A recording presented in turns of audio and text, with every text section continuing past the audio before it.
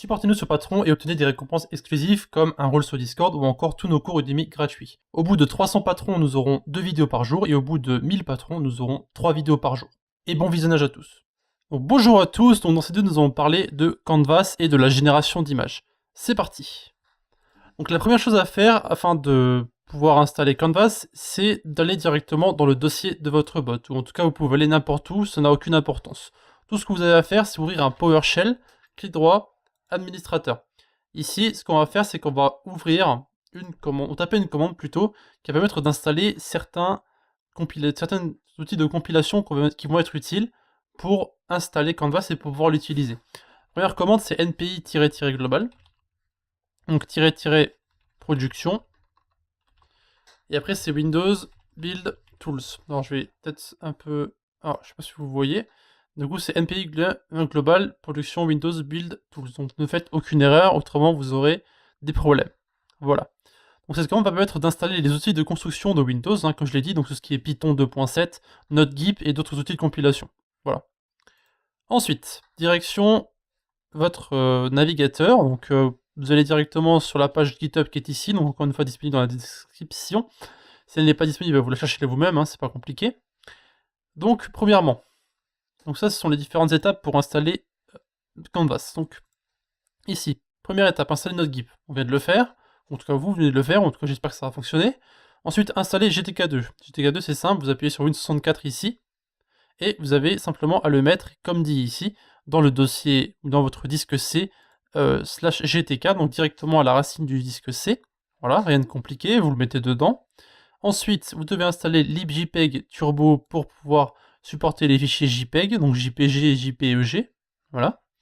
Et donc là, plus simplement sur le lien bleu, et vous allez télécharger la version 1.5.1, sauf qu'ici il y a des problèmes de connexion avec SourceForge, apparemment, ou pas, je sais pas, peu importe.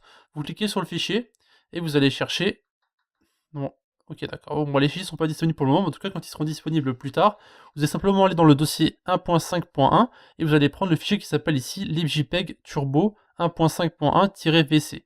Ça c'est pour la version 32 bits, et ça c'est pour la version 64 bits. Vous avez simplement besoin de voir le nom, et vous allez ensuite les télécharger, et tout ce que vous avez à faire ensuite c'est de les installer, et de les mettre dans le dossier par défaut, qui est directement dans le dossier, enfin dans votre disque C, à la racine. Voilà. Après ça, la commande est très simple. Vous allez ouvrir votre bot, donc on va aller ici, Open with Code. Voilà. Dans votre terminal, vous allez taper npmi-s majuscule, canvas à next, build from source. Ça va en fait installer Canvas depuis la source sans avoir à passer par certains fichiers binaires que le node devrait télécharger directement dans son gestionnaire de paquets, etc. ou sur internet. Donc ça permet en fait de couvrir certaines erreurs que vous pourrez avoir lors de l'installation. Voilà. Moi j'ai déjà installé tout ça, donc normalement vous devriez avoir ici dans votre fichier le Canvas. Donc moi j'avais déjà enregistré cette vidéo une première fois, ça n'a pas marché, du coup j'ai déjà mon Canvas qui est disponible. Et j'ai déjà aussi mon image que je vais générer.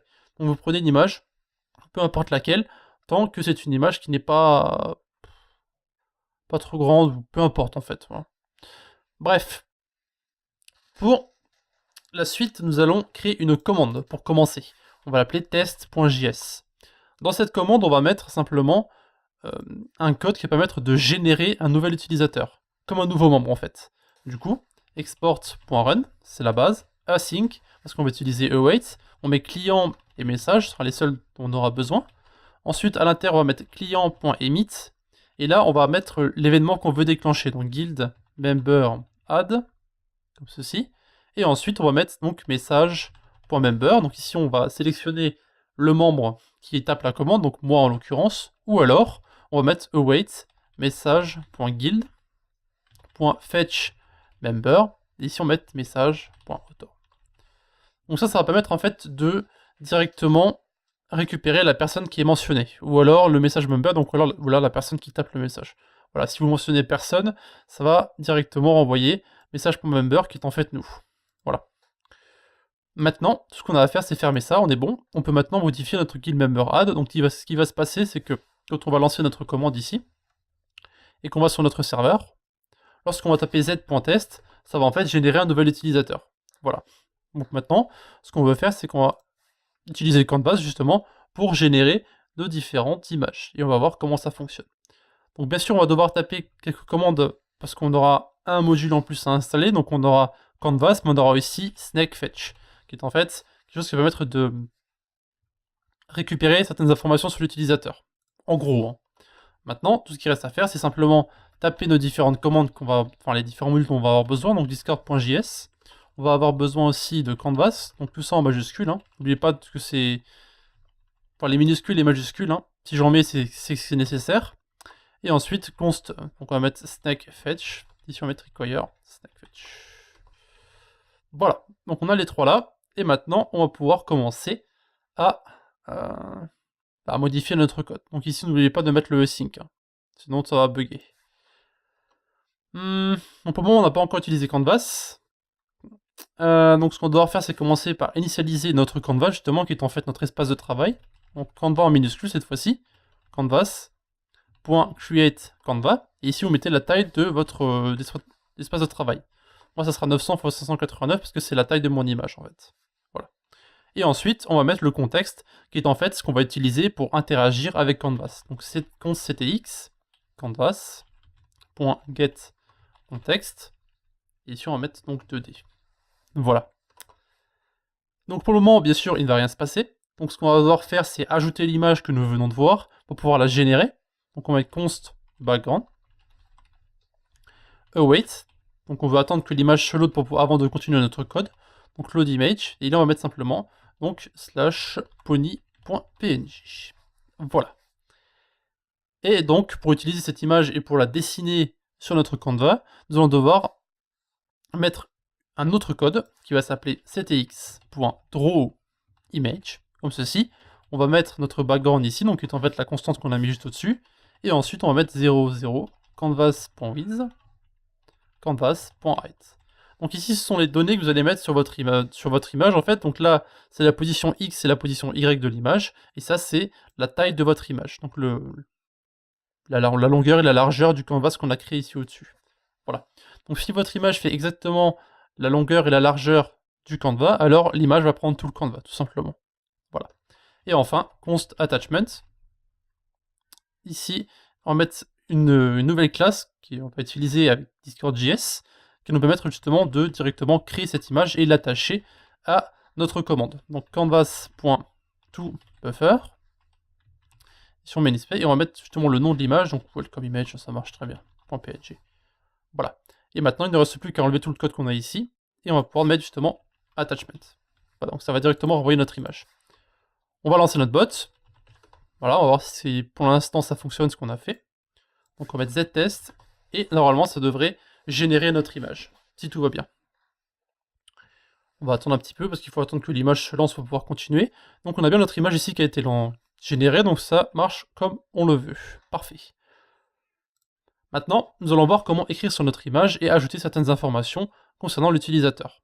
Donc premièrement, ce qu'on va faire, c'est qu'on va ajouter des bordures à notre image. Donc pour ça, on va utiliser le mot-clé stroke. Donc on va utiliser ctx.stroke_style. Ça, ce sera la couleur de vos bordures. Et ensuite, on va mettre ctx.stroke_rect. Et là, on va mettre en fait les dimensions d'un rectangle qu'on va en fait dessiner. Donc là, ça sera la position X et Y. Ça sera la longueur et la largeur, donc 880 x 569. Voilà. Donc c'est très simple.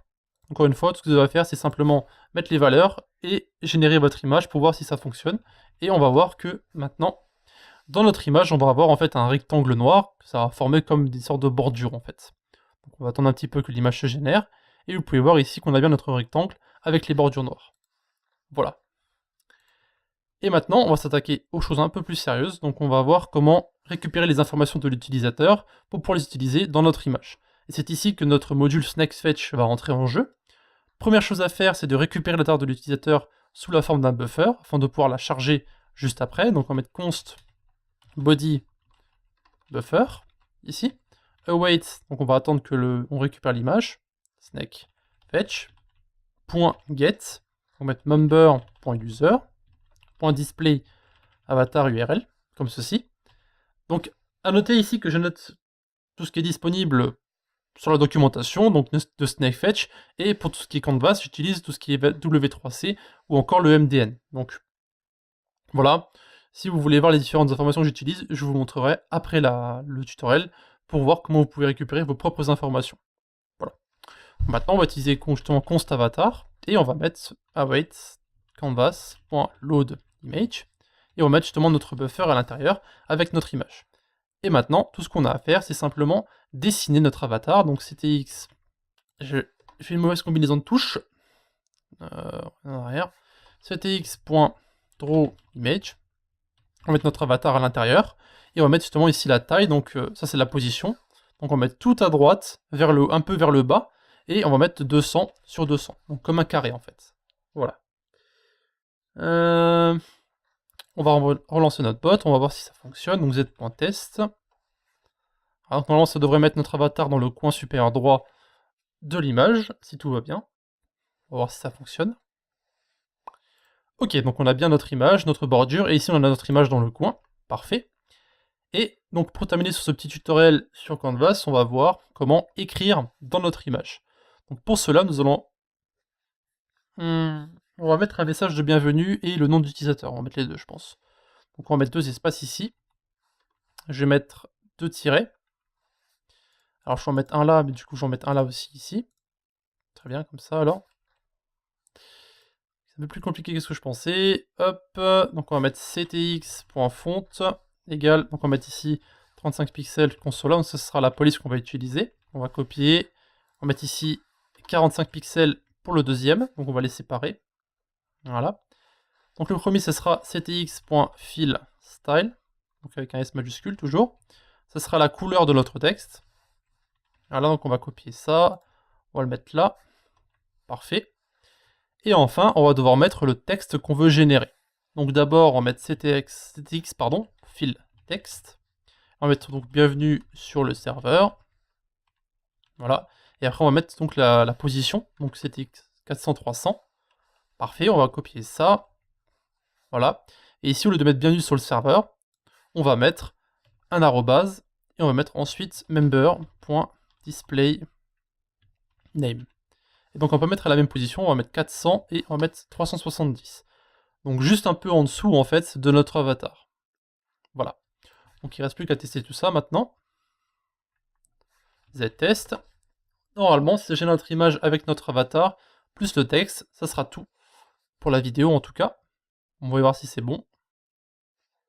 Ok, donc on a bien notre texte, donc bienvenue sur le serveur Alex, avec notre pseudo, hein, et ici on a bien notre avatar. Ok. Donc c'est tout pour notre génération d'images. Bien sûr, avant de partir, je vais bien vous montrer quelle documentation j'ai utilisée pour faire tout ça. Donc, vous avez la documentation de W3C, donc ici. Donc vous avez les différents tutoriels. Donc à gauche ici, vous avez Basic Usage de Canvas ici, donc vous avez tous les tutoriels. Drawing Shapes, donc comment dessiner des formes avec Canvas. Donc vous avez ici le fill rect qu'on a utilisé avant, vous avez Stroke Rect, Clear Rect, mais vous avez plein de choses à faire ici. Drawing Path, comment dessiner des triangles, comment dessiner des formes, comment dessiner plusieurs choses, donc vous avez différents triangles de chaque côté, un noir et un blanc. Vous avez ensuite comment utiliser des images avec l'API Canvas. Vous avez ici Using Images, donc vous avez bien sûr document pour image, donc ça c'est un peu différent, mais en gros, voilà, vous avez des différentes choses que vous pouvez faire avec des images et avec Canvas ici.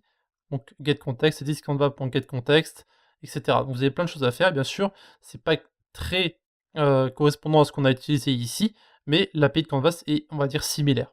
Voilà, vous avez aussi les tutoriels d'HTML Canvas ici pour vous montrer comment dessiner. Donc vous avez ici Drawing, Gradients, Text, Images, etc. Donc encore une fois, les tutoriels. Donc ça sera tout pour notre génération d'images. Donc comme d'habitude, si vous avez des questions à poser, vous avez la section commentaires de YouTube, ou bien encore le Discord de la communauté. Je vous vois dans un instant pour la prochaine vidéo.